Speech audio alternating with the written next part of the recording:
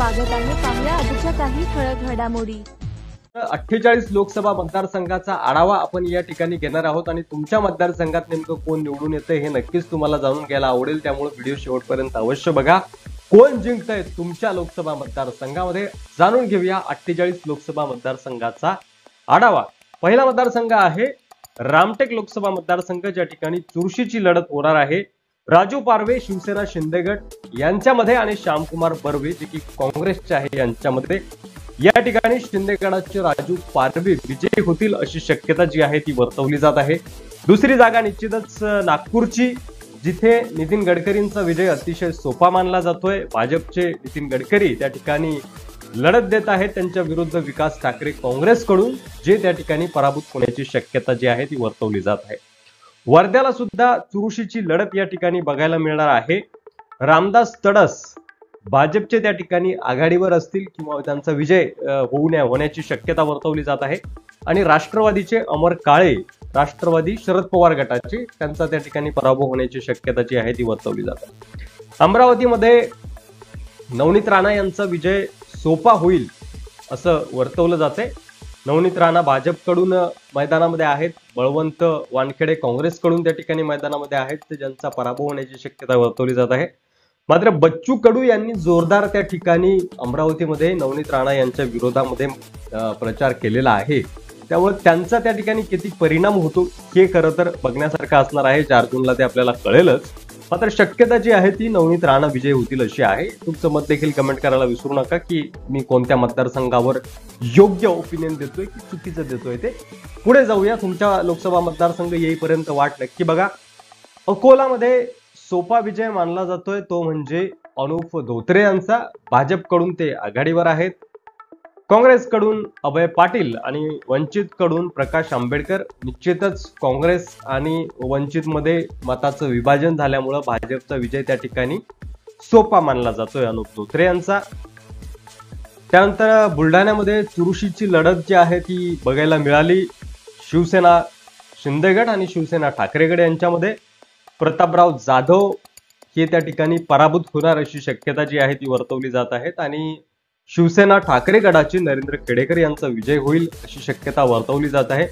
या ठिकाणी आणखी एक जो फॅक्टर आहे तो म्हणजे अपक्ष उमेदवार जे आहेत मैदानामध्ये, शेतकरी नेते रविकांत तुपकर हे देखील शर्यतीमध्ये आहे असं बोललं जात आहे. 4 जूनला शेवटी निकाल आपल्या हाती येईलच, पुन्हा आपण तो बघणारच आहोत. मात्र सध्या तरी बुलढाण्यामध्ये नरेंद्र खेडेकर यांचा विजय निश्चित मानला जातोय.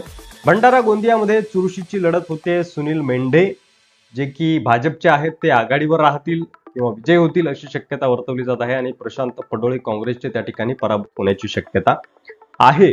गडचिरोली आणि चिमूरमध्ये देखील चुरशीची लढत आहे. अशोक नेते जे आहेत भाजपचे ते त्या ठिकाणी पराभूत होतील असं बोललं जात आहे. आणि नामदेव किरसान जे आहेत काँग्रेसचे ते त्या ठिकाणी विजयी होतील असं बोललं जातं. यावर तुमचं मत कमेंट बॉक्समध्ये लिहायला विसरू नका.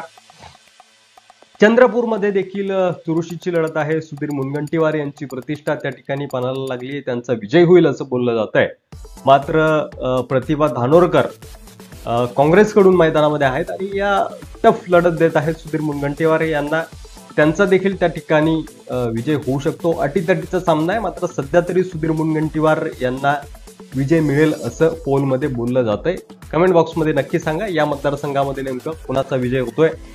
त्यानंतर यवतमाळ वाशिम मध्ये देखील अतिशय चुरशीची लढत बघायला मिळणार आहे शिंदे गट आणि ठाकरे गट यांच्यामध्ये. मात्र संजय देशमुख जे आहेत ठाकरे गटाचे, यांचा विजय त्या ठिकाणी निश्चित मानला जातोय. राजेश्री पाटील यांना अंतिम टप्प्यामध्ये उमेदवारी दिली गेली आणि त्यामुळं नवीन देखील आहेत त्या उमेदवार, त्यामुळे त्यांचा पराभव होण्याची शक्यता यवतमाळ वाशिम मध्ये वर्तवली जात आहे. त्यानंतर हिंगोलीमध्ये देखील चुरशीची लढत आहे. बाबूराव कोहळीकर शिवसेना शिंदे गट आणि नागेश पाटील आष्टीकर शिवसेना ठाकरे गट अशी या ठिकाणी लढत आहे. आणि त्या ठिकाणी नागेश पाटील आष्टीकर ठाकरे गटाचे विजयी होतील असं बोललं जात आहे. शिंदे आणि ठाकरेमध्ये जिथे जिथे लढत होते त्या ठिकाणी जवळपास ठाकरे गटच विजयी होण्याची शक्यता वर्तवली जात आहे. नांदेडमध्ये चुरशीची लढत आहे. अशोक चव्हाण यांनी भाजपमध्ये प्रवेश केला, त्यानंतर भाजपची ताकद थोडीफार प्रमाणात वाढली. मात्र काँग्रेसचा जो एक मतदार नांदेडमध्ये होता त्यामुळं काँग्रेसचे वसंतराव चव्हाण त्या ठिकाणी मैदानात आहेत आणि काँग्रेसचाच विजय होईल आणि भारतीय जनता पार्टीचे प्रतापराव चिखलीकर यांचा त्या ठिकाणी पराभव होईल अशी शक्यता नांदेडमध्ये वर्तवली जात आहे. परभणीमध्ये ठाकरे गटाचे शिवसेनेचे संजय जाधव यांचा विजय जवळपास निश्चित मानला जातोय. एकनिष्ठ आहेत शिवसेनेसोबत. महादेव जानकर यांनी भारतीय जनता पार्टीला मोठ्या प्रमाणावर भारतीय जनता पार्टीवर त्यांनी टीका केली, आरोप केले, मात्र शेवटी ते भाजप सोबतच जाऊन बसले आणि परभणीमधून त्यांनी मैदानामध्ये ते उतरले. महादेव जानकर यांचा त्या ठिकाणी रासपकडून पराभव होण्याची शक्यता जी आहे ती वर्तवली जात आहे. त्यानंतर जालनामध्ये देखील चुरशीची लढत आहे. रावसाहेब दानवे आणि काँग्रेसचे कल्याण काळे यांच्यामध्ये त्या ठिकाणी लढत आहे. रावसाहेब दानवे आणि कल्याण काळे यांच्यामध्ये यावेळी अटीतटीचा सामना बघायला मिळतोय. कधी रावसाहेब दानवे आपल्याला आघाडीवर दिसत आहेत तर कधी कल्याण काळे पिछाडीवर दिसत आहेत, तर कधी उलट परिस्थिती आहे. रावसाहेब दानवे यांचा पराभव होण्याची शक्यता देखील अनेक माध्यमांतून जी आहे ती वर्तवली जात आहे. सोशल मीडियावर जे पोल झाले त्यामध्ये देखील रावसाहेब दानवेंचा पराभव होतोय असं दिसतंय. मात्र अटीतटीचा सामना आहे. कल्याण काळेंचा विजय झाला तरी तो अगदी थोड्या मतानं होईल अशी शक्यता त्या ठिकाणी वर्तवली जात आहे. संभाजीनगरमध्ये देखील चुरशीची लढत होण्याची शक्यता होती, मात्र शिंदे गटाकडून संदीपान भुमरे मैदानात आहेत आणि शिवसेनेकडून ठाकरे गटाकडून चंद्रकांत खैरे मैदानात उतरलेत. त्यामुळे त्या ठिकाणी चंद्रकांत खैरे यांचा विजय जवळपास निश्चित मानला जातोय. यावेळी इम्तियाज जलील यांच्यासोबत वंचित नसणार आहे, त्यामुळे त्यांचा पराभव होईल असं बोललं जात आहे. बीडमध्ये बजरंग सोनावणे राष्ट्रवादी शरद पवार गटाकडून पिछाडीवर आहेत किंवा त्यांचा पराभव होईल असं बोललं जातंय आणि पंकजा मुंडे ज्या भारतीय जनता पार्टीकडून आहे त्यांचा त्या ठिकाणी विजय होईल असं त्या ठिकाणी जवळपास निश्चित आहे. पंकजा मुंडे यांना निवडून आणणं हे धनंजय मुंडे यांच्यासाठी, देवेंद्र फडणवीस यांच्यासाठी, भाजपसाठी अतिशय महत्वाचं आहे, कारण त्या लोकसभेवर गेल्या की विधानसभेची खालची परळीची जी जागा आहे ती मोकळी होते. धाराशिवमध्ये सोपा विजय मानला जातोय. ओमराजे नाईक निंबाळकर यांचा शिवसेना ठाकरे गट यांच्याकडून ते मैदानात आहेत, तर अर्चना पाटील राष्ट्रवादी अजित पवार गटाकडून मैदानात होत्या. त्यानंतर लातूरमधून देखील भाजपचे जे सुधाकर शृंगारे आहे यांचा विजय सोपा मानला जातोय आणि काँग्रेसचे शिवाजीराव काळगे हे त्या ठिकाणी पराभूत होतील अशी शक्यता वर्तवली जात आहे. पुण्यामध्ये तशी टक्कर तर टफ दिसते. रवींद्र धंगेकर यांनी बऱ्यापैकी वातावरण निर्मिती केलेली आहे, मात्र पुण्यामध्ये भाजपची ताकद स्ट्रॉंग आहे, त्यामुळे त्या ठिकाणी मुरलीधर माहोळ हेच विजयी होतील भाजपकडून असं बोललं जातंय. वसंत मोरे देखील त्या ठिकाणी मैदानामध्ये आहेत, मात्र विजय मुरलीधर माहोळ यांचा निश्चित मानला जातो. बारामतीमध्ये देखील अटीतटीचा सामना त्या ठिकाणी बघायला मिळाला. ननंद भाऊजाईमध्ये सुप्रिया सुळे आणि सुनेत्रा पवार यांच्यात. त्या ठिकाणी शरद पवार गटाच्या सुप्रिया सुळे विजयी होतील आणि राष्ट्रवादी अजित पवार गटाच्या सुनेत्रा पवार पराभूत होतील अशी शक्यता वर्तवली जात आहे. त्यानंतर शिरूरमध्ये अमोल कोल्हे यांचा विजय सोपा आहे आणि अगदी सोप्या पद्धतीनं ते त्या ठिकाणी विजयी होतील अशी शक्यता वर्तवली जात आहे. कारण शिवाजीराव आढळराव पाटील हे शिंदे गटामध्ये होते, त्यानंतर ते राष्ट्रवादी गटामध्ये गेले अजित पवार गटात, आणि त्यामुळे त्यांचा त्या ठिकाणी विजय होणार नाही. अमोल कोल्हे विजय होतील अशी शक्यता जी आहे ती वर्तवली जात आहे. त्यानंतर मावळमध्ये श्रीरंग बारणे शिवसेना शिंदे गट त्या ठिकाणी पिछाडीवर आहेत, त्यांचा पराभव होईल अशी शक्यता वर्तवली जात आहे. आणि सजोग वाघेरे जे की शिवसेना ठाकरे गटाकडून आहेत ते त्या ठिकाणी विजय होतील अशी शक्यता दिसून येते सध्या एक्झिट पोल मधून. सोलापूरमध्ये अटीतटीचा सामना आहे. राम सातपुते भाजपकडून मैदानात आहेत आणि प्रणिती शिंदे काँग्रेसकडून मैदानात आहेत. सुशील कुमार शिंदे यांचा त्या ठिकाणी अगोदर पराभव झाला होता, आता प्रणिती शिंदे मैदानामध्ये आहेत आणि या ठिकाणी राम सातपुते यांचा विजय जवळपास निश्चित मानला जातोय अशी शक्यता आहे. अटीतटीचा सामना आहे, जास्त फरक नसेल विजयामध्ये. त्यानंतर माड्यामध्ये धैर्यशील मोहिते पाटील जे आहेत राष्ट्रवादी शरद पवार गटाकडून यांचा विजय सोपा मानला जातोय, तर रणजितसिंह निंबाळकर भाजपकडून जे आहेत त्यांचा पराभव मानला जातोय, कारण भाजपमधीलच काही नेत्यांचा रणजितसिंह निंबाळकर यांना विरोध होता किंवा माड्यामधील जे दिग्गज नेते आहेत त्यांचा रणजितसिंह निंबाळकर यांच्या उमेदवारीला विरोध होता आणि त्यामुळे त्या ठिकाणी धैर्यशील मोहिते पाटील यांचा विजय निश्चित मानला जातोय माढ्यामधून. सांगलीमध्ये अडीतडीचा सामना आहे, चुरशीची लढत आहे. संजय काका पाटील भाजपचे त्या ठिकाणी विजयी होतील, कारण विशाल पाटील जे काँग्रेसकडून त्यांना अपेक्षा होती तिकीट मिळण्याची, त्यांना मिळालं नाही. त्यानंतर त्यांनी अपक्ष फॉर्म भरला. चंद्रहार पाटील शिवसेना ठाकरे गटाकडून मैदानात उतरले आणि त्यामुळं त्या ठिकाणी मतांचं विभाजन होऊन संजय काका पाटील विजयी होतील अशी शक्यता जी आहे ती वर्तवली जात आहे.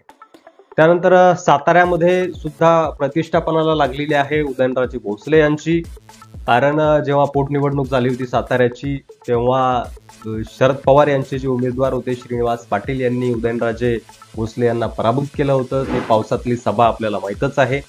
पुन्हा एकदा शरद पवार गटाकडून शशिकांत शिंदे मैदानामध्ये आहेत आणि यांचा विजय त्या ठिकाणी होईल अशी शक्यता वर्तवली जात आहे. उदयनराजे भोसले यांचा पराभव होईल असं बोललं जात आहे आणि जर तसं झालं तर उदयनराजे भोसले यांचं वर्चस्व किंवा प्रतिष्ठा जी पणाला लागलेली आहे ती धुळीस मिळाल्याशिवाय त्या ठिकाणी राहणार नाही साताऱ्यामध्ये. कोल्हापूरमध्ये देखील अतिशय चुरशीची लढत आहे. शाहू महाराज छत्रपती यांची प्रतिष्ठा त्या ठिकाणी पणाला लागलेली आहे. संजय मंडलिक शिवसेना शिंदे गट हे त्या ठिकाणी मैदानामध्ये आहे आणि शिंदे गटाकडून जी एक नाराजी आहे शिंदे गटावर सर्वसामान्य लोकांची आणि जो गद्दारीचा ठप्पा त्यांच्यावर लागलेला आहे त्यामुळं कदाचित नुकसान होऊ शकतं आणि शाहू महाराज छत्रपती जे आहेत ते त्या ठिकाणी विजयी होऊ शकतात अशी शक्यता वर्तवली जात आहे. हातकलंगणेमधून देखील अटीतटीची आणि चुरशीची लढत आहे. धैर्यशील माने, सत्यजित पाटील आणि राजू शेट्टी यांच्यामध्ये. खरं तर राजू शेट्टी यांना पाठिंबा द्यायला हवा होता आघाडीनं, मात्र त्या ठिकाणी राजू शेट्टी स्वाभिमानकडून मैदानामध्ये आहेत, सत्यजित पाटील शिवसेना ठाकरे गटाकडून मैदानामध्ये आहेत आणि धैर्यशील माने शिंदे गटाकडून त्या ठिकाणी मैदानामध्ये आहेत. आणि या ठिकाणी सत्यजित पाटील जे आहेत शिवसेना ठाकरे गटाचे त्यांचा विजय होईल असं बोललं जात आहे. त्यानंतर नंदुरबारमध्ये देखील अटीतटीचा सामना आहे, चुरशीची लढत आहे. हिना गावित भाजपकडून मैदानामध्ये आहेत, त्यांचा पराभव होईल आणि गोवल पाडवी जे आहेत काँग्रेसकडून त्यांचा त्या ठिकाणी विजय होईल अशी शक्यता वर्तवली जात आहे. त्यानंतर धुळ्यामध्ये देखील अटीतटीचा सामना आहे. सुभाष भामरे आणि शोभा बच्चाव यांच्यामध्ये. भाजपचे सुभाष भामरे यांचा त्या ठिकाणी विजय होईल असं बोललं जात आहे. जळगावमध्ये स्मिता वाहक ज्या आहेत भाजपच्या त्यांचा विजय या ठिकाणी सोपा मानला जातोय. करण पवार शिवसेना उद्धव ठाकरे गटाकडून मैदानात आहेत, त्यांचा पराभव जवळपास निश्चित या ठिकाणी मानला जातोय ओपिनियन पोलमध्ये. रावेरमध्ये रक्षा खडसे यांचा विजय देखील सोपा मानला जातोय. भाजपकडून त्या मैदानात आहेत, त्यांचा विजय जवळपास निश्चित मानला जातोय, कारण राष्ट्रवादी शरद पवार गटाकडून त्या ठिकाणी जो उमेदवार दिलाय त्या उमेदवारांवर अनेक जण खुश नव्हते किंवा त्यांच्या उमेदवारावर नाराजी होती. उघडपणे राष्ट्रवादीच्या तिथल्या स्थानिक कार्यकर्त्यांनी, नेत्यांनी, पदाधिकाऱ्यांनी ती बोलून देखील दाखवली. शरद पवारांना पत्र देखील लिहिलं होतं की विजयी होणारा उमेदवार आपण दिला नाही, त्यामुळे रक्षा खडसे यांचा त्या ठिकाणी विजय होईल अशी शक्यता वर्तवली जात आहे. दिंडोरीमध्ये चुरशीची लढत आहे. भारती पवार भाजपकडून विजय होतील अशी शक्यता वर्तवली जात आहे, मात्र भास्कर बगरे जे आहेत राष्ट्रवादी शरद पवार गटाकडून हे त्यांना टफ देतील अशी शक्यता आहे. अटीतटीचा सामना होईल अशी शक्यता वर्तवली जात आहे. नाशिकमधून हेमंत गोडसे यांच्या तिकिटासाठी रस्सीखेच सुरू होतं. राजाभाऊ वाजे शिवसेना ठाकरे गटाकडून मैदानात आहेत आणि हेमंत गोडसे शिंदे गटाकडून आहेत. हेमंत गोडसेंचा पराभव निश्चित मानला जातोय, तर राजाभाऊ वाजे त्या ठिकाणी विजयी होतील अशी शक्यता आहे. नगरमध्ये अटीतटीचा सामना आहे निलेश लंके आणि सुजय विखे यांच्यामध्ये. यावेळेस सुजय विखे यांच्या अक्षरशः प्रचारादरम्यान नाकी 9 आले. निलेश लंकेंनी जबरदस्त मैदान गाजवलं आणि ते आघाडीवर देखील आहेत, विजयी देखील होतील अशी शक्यता वर्तवली जात आहे. निलेश लंके जर विजयी झाले त्या ठिकाणी तर भाजपला जोरदार धक्का बसणार आहे, कारण विखेंचं जे साम्राज्य आहे नगरमध्ये ते त्या ठिकाणी धुळीस मिळण्याची शक्यता आहे जर विखेंचा पराभव झाला तर, आणि तशी शक्यता जी आहे ती वर्तवली जात आहे. शिर्डीमध्ये देखील चुरशीची लढत आहे. सदाशिव लोखंडे शिवसेना शिंदे गट हे त्या ठिकाणी पिछाडीवर आहेत, तर भाऊसाहेब वागचौरे शिवसेना ठाकरे गट त्या ठिकाणी विजयी होतील अशी शक्यता वर्तवली जात आहे. पालघरमध्ये सोपा विजय मानला जातोय हेमंत सावरा यांचा भाजपकडून. शिवसेना ठाकरे गटाकडून भारती कांबडी या मैदानामध्ये आहेत आणि त्यांचा पराभव होईल असं बोललं जात आहे. भिवंडीमध्ये कपिल पाटील आणि सुरेश म्हात्रे ज्यांना बाळ्या मामा म्हणून ओळखलं जातं त्या ठिकाणी बाळामामा शरद पवार गटाकडून जे आहेत त्यांचा विजय होईल आणि कपिल पाटील जे आहेत भाजपचे त्यांचा पराभव होईल अशी शक्यता वर्तवली जात आहे। कल्याणमध्ये श्रीकांत शिंदे एकनाथ शिंदे यांचे सुपुत्र त्यांचा विजय त्या ठिकाणी होईल, सोपा विजय मानला जातोय। वैशाली दरेकर शिवसेना ठाकरे गटाकडून मैदानामध्ये आहेत। खरं तर स्ट्रॉंग उमेदवार जो आहे तो उद्धव ठाकरे यांनी या ठिकाणी द्यायला हवा होता श्रीकांत शिंदे यांच्या विरोधामध्ये। जे आनंद दिघेंचे नातू आहेत त्यांना उमेदवारी दिली जायला पाहिजे होती, मात्र तसं झालं नाही आणि वैशाली दरेकर या त्या ठिकाणी मैदानात आहेत। श्रीकांत शिंदे यांचा विजय सोपा मानला जातोय। ठाण्यामध्ये देखील चुरशीची लढत आहे। राजन विचारे विरुद्ध नरेश मस्के, शिवसेना ठाकरे गट विरुद्ध शिवसेना शिंदे गट। त्या ठिकाणी राजन विचारे जे आहेत त्यांचा विजय जवळपास निश्चित मानला जातोय। उत्तर मुंबईमध्ये पियुष गोयल भाजपकडून मैदानात आहेत, यांचा विजय त्या ठिकाणी होईल अशी शक्यता वर्तवली जात आहे। सोपा विजय मानला जातोय। भूषण पाटील काँग्रेसचे त्या ठिकाणी पराभूत होतील असं बोललं जात आहे। त्यानंतर उत्तर पश्चिम मुंबईमध्ये देखील सोपा विजय मानला जातोय अमोल कीर्तीकर यांचा, कारण रवींद्र वायकर त्या ठिकाणी वेळेवर शिंदे गटात गेले आणि ते त्या ठिकाणी मैदानात आहेत, त्यांचा पराभव त्या ठिकाणी निश्चित मानला जातोय। त्यानंतर उत्तर पूर्व ईशान्य मुंबईमध्ये अटीतटीची लढत, भाजपकडून मिहीर कोटेचा आणि शिवसेना ठाकरे गटाकडून संजय दिना पाटील। संजय दिना पाटील यांचा जो इतिहास आहे तो चांगला राहिलेला आहे। राजकारणाशी त्यांचे वडील देखील त्या ठिकाणी मैदानामध्ये होते, खासदार देखील राहिलेले आहेत संजय दिना पाटील या अगोदर। त्यामुळं मिहीर कोटेचा जे आहेत भारतीय जनता पार्टीचे त्यांचा त्या ठिकाणी पराभव होईल असं बोललं जात आहे। उत्तर मध्य मुंबईमध्ये उज्ज्वल निकम आणि वर्षा गायकवाड काँग्रेस यांच्यामध्ये लढत आहेत। उज्ज्वल निकम जे आहेत ते वेळेवर भाजपमध्ये आलेत, भाजपची ताकद जरी त्यांच्यासोबत असली तरी वर्षा गायकवाड जे आहेत ते काँग्रेसच्या यांचं काम अतिशय चांगलं आहे आणि त्या ठिकाणी जिंकू शकतात असं बोललं जात आहे। उज्ज्वल निकम यांचा पराभव होईल अशी शक्यता आहे। त्यानंतर दक्षिण मध्य मुंबईमध्ये सोपा विजय मानला जातोय अनिल देसाई यांचा, शिवसेना ठाकरे गट विरुद्ध राहुल शेवाळे शिवसेना शिंदे गट जे आहेत, राहुल शेवाळेंचा पराभव होईल असं बोललं जातं। त्यानंतर दक्षिण मुंबईमध्ये देखील अटीतटीची लढत आहे, चुरशीची लढत आहे, कारण अरविंद सावंत यांची प्रतिष्ठा त्या ठिकाणी पणाला लागलेली आहे। यामिनी जाधव शिंदे गटाकडून मैदानात आहेत, अरविंद सावंत ठाकरे गटाकडून मैदानामध्ये आहेत आणि निश्चितच अरविंद सावंत यांचा विजय त्या ठिकाणी जवळपास निश्चित मानला जातोय। रायगडमध्ये सुद्धा अटीतटीचा सामना आहे। सुनील तटकरे राष्ट्रवादी अजित पवार गट आणि अनंत गीते शिवसेना ठाकरे गट, त्या ठिकाणी ठाकरे गटाचे अनंत गीते यांचा विजय निश्चित मानला जातोय।